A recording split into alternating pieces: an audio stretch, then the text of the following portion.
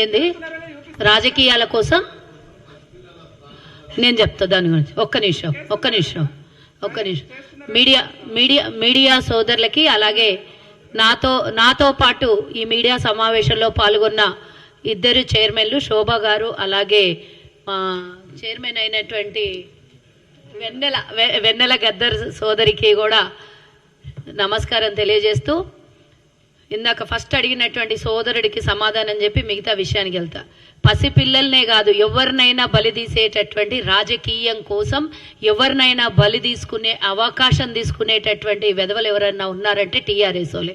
ఆ రోజు మీరు చూసిర్రు ఉద్యమంలో అగ్గిపెట్ట, కేసీఆర్ కుటుంబంలో తెలంగాణ ఉద్యమంలో ఎవరన్నా ఒక్కళ్ళన్నా చనిపోయినరా? 1200 మంది చచ్చిపోతే వాళ్ళ ఇంట్లో ఒక్కళ్ళు కూడా సావలేదు. పెట్రోల్ పోసుకున్నారు, అగ్గిపెట్టే దొరకలేదని అంటే విద్యార్థుల్ని బలి చేయలేదా? ఆ రోజు విద్యార్థుల్ని బలి చేసిండ్రు. ఈరోజు అన్యం పుణ్యం ఎరగనటువంటి పసిపిల్లల మీద ప్రయోగం చేస్తున్నారు. ఎక్కడైతే సెన్సిటివ్ మ్యాటర్ ఉంటుందో, ఎక్కడైతే తెలంగాణ రాష్ట్రంలో అలజడి జరగాలనో, ఎక్కడైతే దీని మీద డిస్కషన్ చేయాలనో, ప్రభుత్వం మీద బురద చల్లాలనో అక్కడే పోతుర్రు వాళ్ళు. దీనికి ఈ మాత్రం అర్థం కాకపోతే మేమేం చేయలేము. ఒక్కటి, ఇందాక శోభ గారు చూపించినటువంటి విషయంలో రాము గారు కానివ్వండి, లేకపోతే సురేష్ కానివ్వండి, వెంకటరాములు కానివ్వండి, వీళ్ళు ముగ్గురు 1 గంట ముందు భోజనం చేసిండ్రు. వారి ముగ్గురికి కూడా అస్వస్థత కావాలి కదా. 1 గంట ముందు ఈ ప్రశ్నలకన్నిటికీ సమాధానం ఇక్కడ మీకు దొరకట్లేదా? 1 గంట ముందు భోజనం చేసిన వాళ్ళకు ఫుడ్ పాయిజన్ కాదు, 1 గంట తర్వాత భోజనం చేసినటువంటి పసిపిల్లల మీద ఈరోజు ప్రయోగం జరిగి అదే భోజనం తింటారు వాళ్ళు. అదే భోజనం తర్వాత పిల్లలు తింటే వాళ్ళకేమో ఫుడ్ పాయిజన్ అవుతుంది.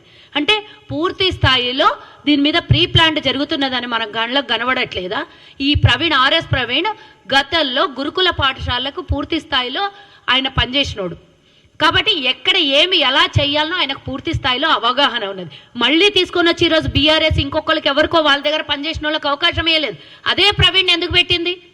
దీని మీద ఆయనకు అన్నీ తెలుసు కాబట్టి, ఎక్కడ మంచి ఎక్కడ చెడు చేస్తే ప్రభుత్వం బదలామవుతుందో, ఎక్కడైతే సెన్సిటివ్ మ్యాటర్ ప్రేరేపించాలనో అక్కడ ప్రవీణ్ని పెడుతున్నారు. ఆ రోజు ఏమైంది? ఇదే ప్రవీణ్ ఆ రోజు ఇన్ని మాటలు మాట్లాడిండు కదా.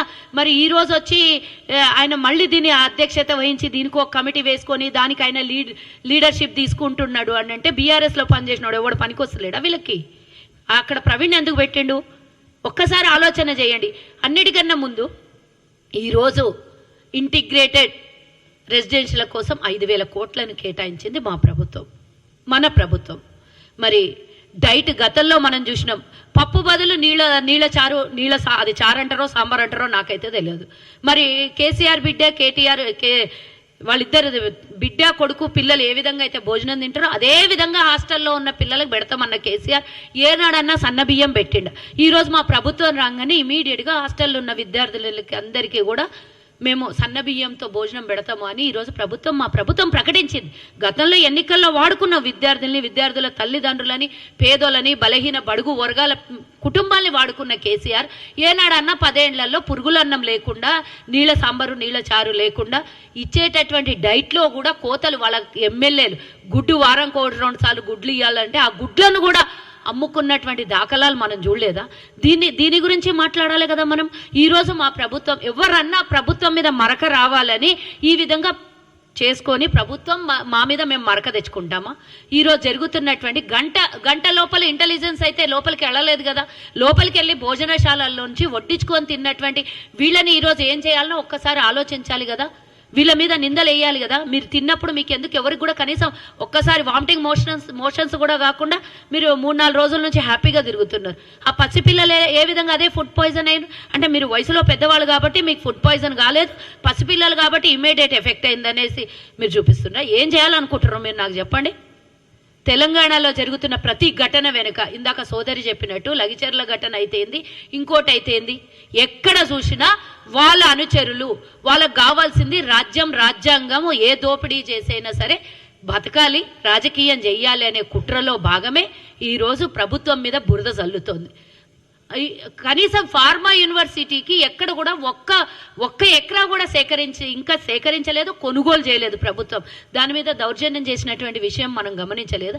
ఏమన్నా అంటే ఇంటెలిజెన్స్ ఏం చేస్తుంది, ఇంటెలిజెన్స్ ఫెయిల్యూర్ కాదా, లేకపోతే అధికారి మీద దాడులు జరుగుతుంటే మీ ప్రభుత్వం ఏం చేస్తుంది అని అంటే, వాళ్ళు ఇంటర్నల్గా లోపల ఇంట్లో కూర్చొని 4 గోడల మధ్యలో ఆ ఫామ్ హౌస్లో వాడు చెప్పిండు కదా, పట్టుకున్న సురేష్ గారు చెప్పిండు కదా, ఫామ్ హౌస్లో పూర్తి స్థాయిలో దీనికి స్కెచ్ జరిగిందని. ఫామ్ హౌస్లకు అయితే ఎవరు ఇంతవరకు ఇంటెలిజెన్స్ వెళ్ళలేదేమో, రాలేనియలేదేమో, కానీ అక్కడ జరుగుతున్నటువంటిది బయటికి వచ్చి వాళ్ళు ప్రజల మధ్యలో, మనం సినిమాలలో చూస్తాం కదా, చాలా మట్టుకు లోపల ప్లానింగ్లు జరిగి ప్రజల మధ్యలోకి నలుగురు 4 జాగాలకి స్ప్రెడ్ అయ్యి ఏ విధంగా చేస్తారో ఆ విధంగా ఈరోజు తెలంగాణ ప్రభుత్వాన్ని బదలాం చేస్తున్నారు. మేము ఆ రోజు కొట్లాడినాం, కానీ ఇట్లాంటివి మేము వెధవేషాలు అయితే వేయలేదు కదా. బాసరలో జరిగిన సంఘటన అయితేంది, ఇంకో చోట 350 మంది విద్యార్థులు ఆసుపత్రి పాలైతే అందులో ఏమన్నా కాంగ్రెస్ ఏమైనా ప్రమేయం ఉందా? ఏనాడైనా కాంగ్రెస్ అట్లాంటి చోటుకి వెళ్ళి ఇట్లాంటి వెధవ పనులు చేసిందా?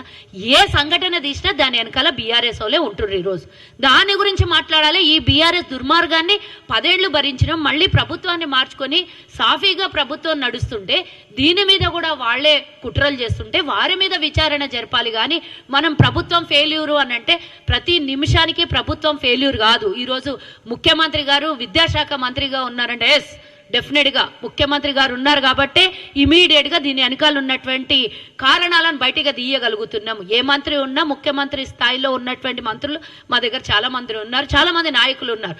దాంట్లో ఎవరు కూడా తగ్గించేది లేదు, ఎవరు కూడా తక్కువ ఉండేటటువంటి వాళ్ళు కూడా కాదు. కానీ మా ప్రభుత్వాన్ని బదలాం చేయాలని చూస్తే మాత్రం ఊరుకునేది లేదు. మా ముఖ్యమంత్రి గారికి, మా నాయకత్వానికి కూడా మేము దయచేసి విన్నవించుకుంటున్నాము. మేము ఒక మహిళలుగా, ఒక తల్లులుగా బాధపడుతున్నాము.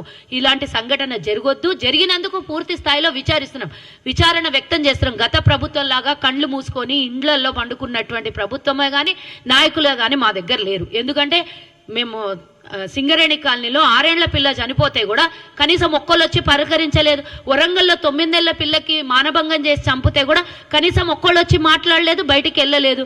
మహిళా కమిషన్ కూడా వాళ్ళ దగ్గర ఒక్కరోజు కూడా బయటకు వచ్చి మాట్లాడినటువంటి సంఘటన లేదు.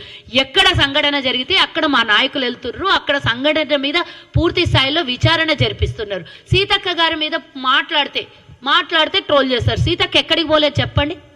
మేము ఇంతమంది మహిళలం అన్ని చోట ముందుకు వస్తున్నాం. సీతక్క ఒక్కదాని మీద మీ పగెందుకు పడుతున్నారు? అసెంబ్లీలో అవమానిస్తారు, బయట అవమానిస్తారు. దళితులు అంటే మీకు గౌరవం లేదు, మహిళలంటే అంతకన్నా గౌరవం లేదు. మీకు ఎక్కడికి వెళ్ళి మహిళలు కాదు, మీరే అందరు మహిళలు, మీరే అంత మగవాళ్ళని చూపించాలనే ప్రయత్నం మీరు చేస్తున్నారు. ఈ ప్రయత్నానికి డెఫినెట్గా మా ప్రభుత్వం అడ్డుకట్ట వేస్తుంది. ఈరోజు కాస్మెటిక్ ఛార్జెస్ 40% పెంచి, డైట్ ఛార్జెస్ 40% పెంచినటువంటి ప్రభుత్వం మాది. ఈరోజు చదువుకున్న విద్యార్థులకు గతంలో 30,000 మందికి ఉద్యోగం 10 ఏళ్లలో. ఈరోజు మా ప్రభుత్వం వచ్చినాక 55,000 మందికి 6 నెలల్లో ఉద్యోగాలు ఇచ్చినాం. మేము ఈరోజు లీకులు లేనటువంటి ఎగ్జామ్స్ మేము కండక్ట్ చేస్తున్నాం.